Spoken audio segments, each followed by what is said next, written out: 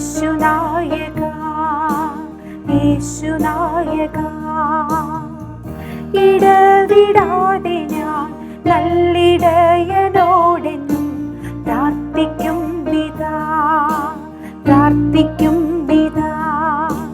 ഉൾക്കിരീടം ചാർത്തിയ ജീവദായക ഉൾത്തടത്തിൻ്റെ നീ കേട്ടിടില്ലയോ ഇടറി വീഴുവാൻ ഇടത്തരല്ലേ നീ യേശുനായക യേശുനായക ഇടവിടാതെ ഞാൻ നല്ലിടയനോടെന്നും പ്രാർത്ഥിക്കും വിധാ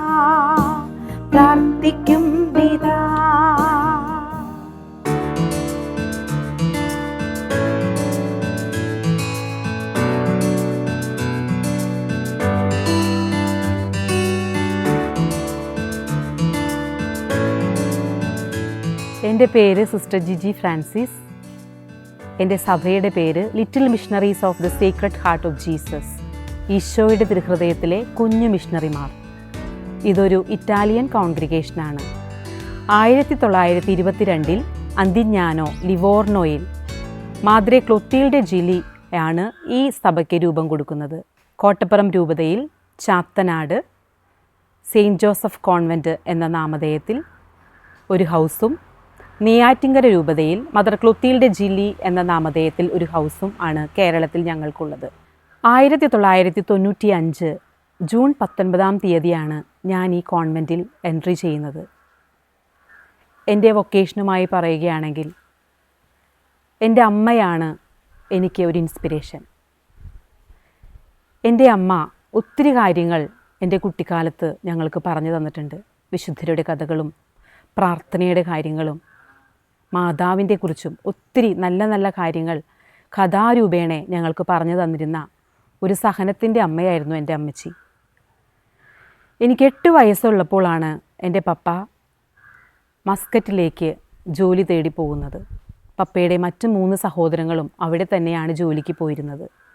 ആയതിനാൽ ഞങ്ങൾ 4 പേരടങ്ങുന്ന കുടുംബം, എൻ്റെ ചേച്ചി, ചേട്ടൻ, ഞാൻ, അനിയൻ. അങ്ങനെ 5 വർഷങ്ങൾക്ക് ശേഷം ഞാൻ പപ്പയെ കാണുന്നത് ഒരു ഡെഡ് ബോഡി ആയിട്ടാണ്. അവിടെ വെച്ച് ഡിസംബർ മാസം ഞങ്ങളെ കാണാനുള്ള കൊതിയോടെ പപ്പ നാട്ടിലേക്ക് വരുവാൻ റെഡിയായിട്ടിരിക്കുമ്പോൾ ഒരു ആക്സിഡൻ്റ് ഉണ്ടായി. 16 ദിവസം വെൻറ്റിലേറ്ററിൽ കഴിഞ്ഞു. ശേഷം പപ്പ മരിച്ചു. പപ്പയുടെ സഹോദരനാണ് പപ്പയുടെ ഡെഡ് ബോഡി 7-ാം ദിവസം നാട്ടിലേക്ക് കൊണ്ടുവരുന്നത്. ആ ഒരു ചിത്രം എനിക്കൊരിക്കലും മനസ്സിൽ നിന്ന് പോകുന്നില്ല. വളരെ പ്രതീക്ഷയോടെ ആകാംക്ഷയോടെ പപ്പയുടെ വരവിനെ കാത്തിരുന്നിട്ട് ഞങ്ങളെല്ലാവരും കാണുന്നത് ഈ ഡെഡ് ബോഡിയാണ്. ശേഷം 7-ാം ചരമദിനത്തിന് എൻ്റെ അങ്കിളും പപ്പയുടെ ഫസ്റ്റ് കസിനുമായ ഫാദർ സെബാസ്റ്റ്യൻ ജേക്കോബി അച്ഛൻ ഒബ്ലേറ്റ്സ് ഓഫ് സെയിൻറ്റ് ജോസഫ് സഭാംഗമാണ്. സഭയുടെ പ്രൊവിൻഷ്യാളുമായിരുന്നു.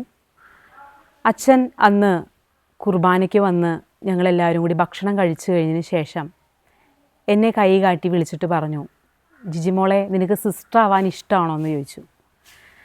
ആ ഒരു ചോദ്യം എൻ്റെ മനസ്സിൽ, എൻ്റെ ഹൃദയത്തിൽ ഒരു കൊട്ടുകൊട്ടിയ പോലെ എനിക്ക് അനുഭവപ്പെട്ടു. ഇതിനു മുൻപും എനിക്ക് ആഗ്രഹമുണ്ടെങ്കിലും അന്നാണ് എൻ്റെ ഈ ആഗ്രഹത്തിന് ഒരു കൂടുതൽ ആക്കം വന്നത്, അല്ലെങ്കിൽ സ്ട്രോങ് ആയൊരു തീരുമാനം എടുക്കാൻ എനിക്ക് സാധിച്ചത്. അങ്ങനെ 10th എൻ്റെ എക്സാം റിസൾട്ട് വരുന്നതിന് മുൻപ് തന്നെ ചാത്തനാടുള്ള ഈ സെയിൻറ്റ് ജോസഫ് കോൺവെൻറ്റിൽ ക്യാമ്പിന് ഞാൻ വന്നുകൂടി. അപ്പോൾ ക്യാമ്പിൽ പങ്കുകൊള്ളാനായിട്ട് ഒത്തിരി കുട്ടികളുണ്ടായിരുന്നു. അതോടൊപ്പം ഫാദർ സെബാസ്റ്റ്യൻ ജേക്കോബി അച്ഛൻ ഇവിടുത്തെ ആധ്യാത്മിക ഗുരുവായിരുന്നു. അപ്പോൾ അച്ഛനും ഞങ്ങളുടെ കൂടെ ഉണ്ടായിരുന്നു. അപ്പോൾ അച്ഛൻ എന്നോട് പറഞ്ഞു, ജിജി നീ 15 വയസ്സല്ലേ ആയിട്ടുള്ളൂ, കുറച്ചുകൂടി പക്വതയൊക്കെ വേണ്ടേ, +2 കഴിഞ്ഞിട്ട് കോൺവെൻറ്റിൽ കയറിയാൽ മതി. അങ്ങനെ അച്ഛൻ അങ്ങനെ പറഞ്ഞെങ്കിൽ എൻ്റെ മനസ്സത് അനുവദിച്ചില്ല. എൻ്റെ ആഗ്രഹം ഇപ്പോൾ തന്നെ കോൺവെൻറ്റിൽ കയറണം എന്നായിരുന്നു. ഫാമിലിയും അതുപോലെ തന്നെ. എൻ്റെ ആൻറ്റിമാരും അങ്കിളുമാരൊക്കെ പറഞ്ഞു, ഇപ്പം മമ്മിയും അനിയനും ഒറ്റയ്ക്കല്ലേ വീട്ടിൽ. ചേച്ചിയെ 18 വയസ്സിൽ കല്യാണം കഴിച്ചു കൊടുത്തു. ചേട്ടൻ മറ്റ് സ്ഥലത്ത് ജോലിക്ക് പോയി. ഇപ്പോൾ 10ാം ക്ലാസ് കഴിഞ്ഞ് +2 കഴിഞ്ഞ് കുട്ടി പോയാൽ മതി, അപ്പോഴേക്കും അത്യാവശ്യം പക്വതയുണ്ടാവും. പക്ഷേ എൻ്റെ ആഗ്രഹം വളരെ തീക്ഷ്ണമായിരുന്നു. ആ വർഷം തന്നെ SSLC റിസൾട്ട് വന്നു. ഞാൻ 1995 ജൂൺ 19 കോൺവെൻറ്റിൽ പ്രവേശിച്ചു. 5 വർഷത്തെ രൂപീകരണ കാലഘട്ടത്തിന് ശേഷം 2000 സെയിൻറ്റ് വിൻസെൻ്റ് ഫെറർ ചർച്ചിൽ വെച്ച് ആദ്യ വ്രതവാഗ്ദാനം ഞാൻ സ്വീകരിച്ചു.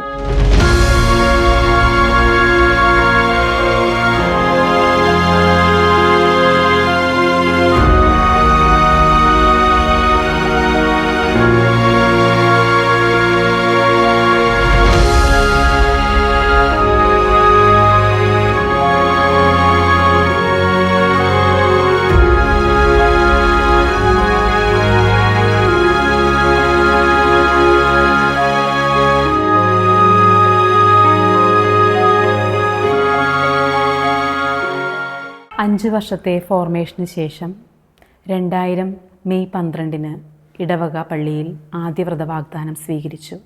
ശേഷം 10 ദിവസങ്ങൾക്ക് ശേഷം എന്നെ ഫിലിപ്പീൻസിലുള്ള ഈലോയിലുള്ള കമ്മ്യൂണിറ്റിയിലേക്ക് മിഷൻ പ്രവർത്തനത്തിനും പഠനത്തിനുമായി പറഞ്ഞയച്ചു. അവിടെ 2006 നവംബർ 9 വരെ പഠനവും മറ്റ് സോഷ്യൽ പ്രവർത്തനങ്ങളും മിഷൻ പ്രവർത്തനങ്ങളുമായി ഞാൻ ജീവിച്ചു. അവിടെ അഗസ്റ്റീനിയൻ യൂണിവേഴ്സിറ്റിയിൽ BEd പഠനവും ഈലോ മനിലയിലുള്ള തന്തൻസോറ എന്ന സ്ഥലത്ത് ക്ലാരറ്റ് സാന്തോ തോമസ് യൂണിവേഴ്സിറ്റിയിൽ MA പഠനവും പൂർത്തീകരിച്ചതിന് ശേഷം 2006 9 ചാത്തനാടുള്ള ഈ ഹൗസിലേക്ക് ഞാൻ തിരിച്ചു വരികയും ശേഷം നമ്മുടെ എൽഡാ സിപ്പിയാച്ചി ഇംഗ്ലീഷ് മീഡിയം സ്കൂളിൻ്റെ ഹെഡ് മിസ്ട്രസ്സായി 2 വർഷക്കാലം ഞാൻ സേവനം ചെയ്തു. അങ്ങനെ 2009 മുതൽ 2014 വരെ അർത്ഥിനികളുടെ ഫോർമേഷനുമായി ബന്ധപ്പെട്ട് എന്നെ ഫോർമേഷൻ മിസ്ട്രസ്സായി അവരോധിക്കുകയും ചെയ്തു. പോസ്റ്റലൻസി നോവിഷ്യറ്റ് കാലഘട്ടങ്ങളിലുള്ള കുട്ടികൾക്ക് ഫോർമേഷൻ നൽകുകയും ശേഷം 2014 സഭയുടെ ഡെലഗേറ്റ് സുപ്പീരിയറായി അപ്പോയിൻമെൻറ്റ് തരികയും കൂടാതെ ഹൗസിലെ സുപ്പീരിയറായും ഞാൻ സേവനം ചെയ്തു പോരുന്നു. ഈ 10 വർഷക്കാലം സഭയുടെ ഔദ്യോഗിക കാര്യങ്ങൾ ചെയ്യുന്നതിലൂടെ നിയമത്തിൻ്റെ പ്രാധാന്യം എനിക്ക് മനസ്സിലായി. ഓരോ സന്യാസ സഭയിലും ഒരു സിസ്റ്റർ എങ്കിലും നിയമം പഠിക്കുന്നതിൽ ഞാൻ വളരെ പ്രോത്സാഹിപ്പിക്കുന്ന ഒരു വ്യക്തിയാണ്. കാരണം ഇന്ന് ഈ ലോകത്തിൻ്റെ പശ്ചാത്തലത്തിൽ നമുക്ക് ജീവിക്കണമെങ്കിൽ നിയമത്തിൻ്റെ ബേസ് ഉള്ളത് എപ്പോഴും വളരെ നല്ലതാണ്. ആയതിനാൽ ഞാൻ ഇക്കാര്യം മദർ ജനറലിനുമായി സംസാരിക്കുകയും മദർ നിയമം പഠിക്കാനുള്ള അനുവാദം എനിക്ക് തരികയും ചെയ്തു. അങ്ങനെ 2022 KSLU ബാംഗ്ലൂരിൽ ഹൂബ്ലി യൂണിവേഴ്സിറ്റിയിൽ അഞ്ജനി ലോ കോളേജിൽ ഞാൻ LLB ബിരുദത്തിനായി ചേരുകയും 2025 ഓഗസ്റ്റ് മാസം പൂർത്തീകരിച്ച് ഒക്ടോബർ 12 കേരള ഹൈക്കോടതിയിൽ വക്കീലായി എൻറോൾ ചെയ്യുകയും ചെയ്തു. റിസൾട്ട് അറിഞ്ഞതിന് ശേഷം പറവൂരുള്ള പ്രോംകോ ലീഗൽ കൺസൾട്ടൻസി ഓഫീസിലാണ് ഞാൻ 3 മാസക്കാലം ഇൻറ്റേൺഷിപ്പ് ചെയ്തിരുന്നത്. ഒക്ടോബർ 12 എൻറോൾ ചെയ്തതിന് ശേഷവും ആ ഓഫീസിൽ തന്നെയാണ് പറവൂർ ഞാൻ പ്രാക്ടീസ് നടത്തുന്നത്. ഇപ്പോൾ നവംബർ 30 നടക്കുവാനിരിക്കുന്ന ഓൾ ഇന്ത്യ ബാർ കൗൺസിൽ എക്സാമിനോടനുബന്ധിച്ച് ഉള്ള പ്രിപ്പറേഷൻ കൂടിയാണ്. നിയമം നമുക്കെന്നും ഒരു സഹായിയാണ്. നമ്മൾ റിലീജിയസും ഫാദേഴ്സും ഒക്കെ വിചാരിക്കും നിയമം പഠിക്കുന്നത് എന്തിനാണ്, കേസും കോടതിയൊക്കെ ആയിട്ട് സിസ്റ്റേഴ്സിന് പോകാമോ? അത് തികച്ചും തെറ്റായൊരു ധാരണയാണ്. നിയമത്തിൻ്റെ വശത്ത് നീതിയും ന്യായവും ഉള്ളിടത്ത് നമ്മുടെ റൈറ്റ് നമ്മൾ നേടിയെടുക്കണ്ടേ? എത്രയോ ജനങ്ങളാണ് നിയമം അറിയാതെ, അവർക്ക് വേണ്ടി സംസാരിക്കാനില്ലാതെ, അവരുടെ സ്വരം കേൾക്കാനില്ലാതെ ജീവിക്കുന്നവർ. അവർക്കെല്ലാവർക്കും ഒരു സ്വരമായി, ഒരു താങ്ങായി, തണലായി, ഈശോയുടെ തിരുഹൃദയത്തിലെ കുഞ്ഞു മിഷണറിയായി എനിക്ക് ജീവിക്കാനാണ് ആഗ്രഹം.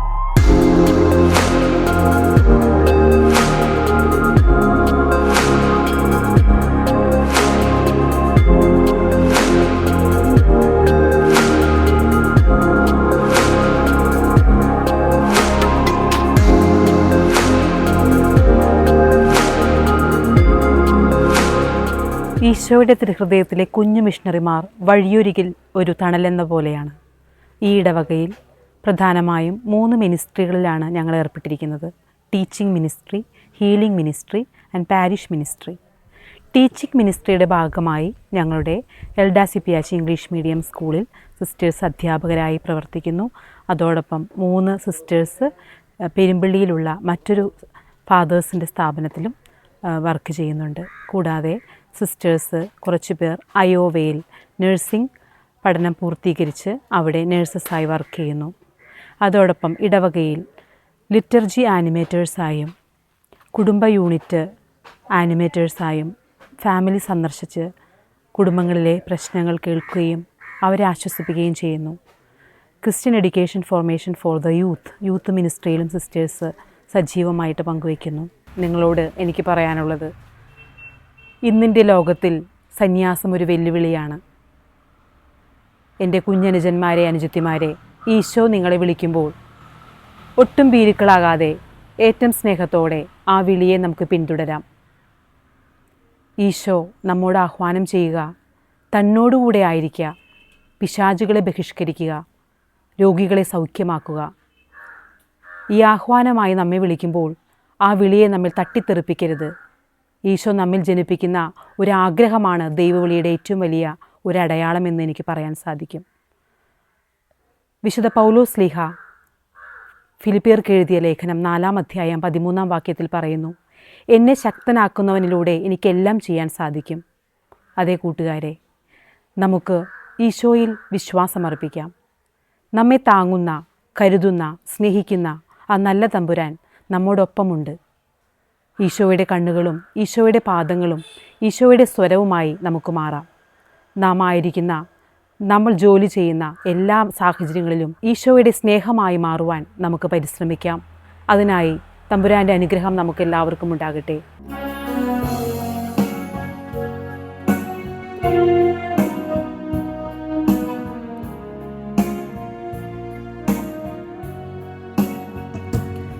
Our Father in heaven, holy be your name. Your kingdom come, your will be done. Your will be done on earth as in heaven.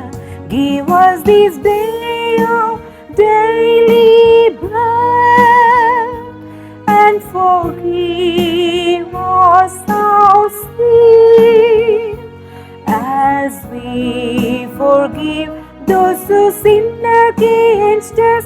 Do not bring us to the test, do not bring us to the test, but deliver us from evil.